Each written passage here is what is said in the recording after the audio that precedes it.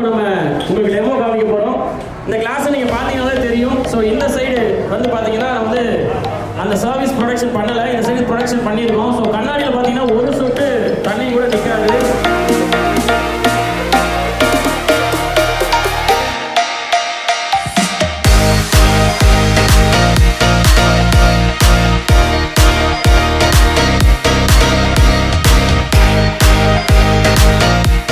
நீங்க அப்படியே லைவா தெரியும்.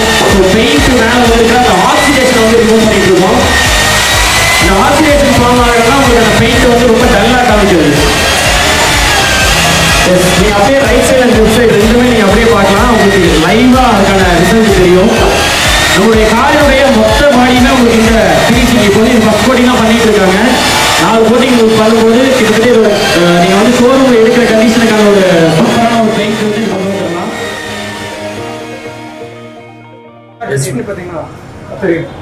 இந்த ஃபினிஷ் தெரியும் சார். ஆரம்பிக்கும் தெரியும்.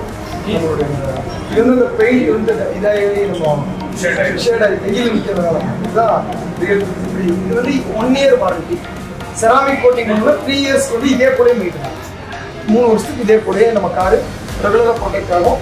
இது இந்த குழந்தைகள் இந்த இது வச்சு பென்சில்லாம் வச்சு ஸ்கெட்ச் பண்ணுறாங்க பாருங்க, அதெல்லாம் இது வந்து ப்ரொடெக்ட் ஆகும். ஒரு டிஸ்க்கும் வராது. இது வந்து மேலே வந்து பிளாஸ்டிக் பேஸ்ட் ஒரு கோட்டிங்கே வந்துடும்.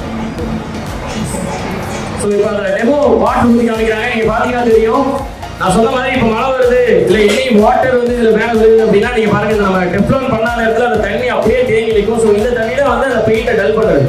ஸோ அந்த சைடு பார்த்தீங்கன்னா உங்களுக்கு வாட்டர் ட்ராப்லெட்ஸ் நிற்காது. மேக்ஸிமம் எல்லாமே வந்துடும். நீங்கள் ரன்னிங்கில் இருக்கும்போது சுத்தமாக ஒரு ட்ராப்லெட் வாட்டர் கூட நிற்காது. ஸோ டெஃப்லான் கோட்டிங் பண்ண வெஹிக்கிள்ஸ்க்கு. ஸோ இதுதான் மேஜரான ஒரு டிஃப்ரென்ஸ்.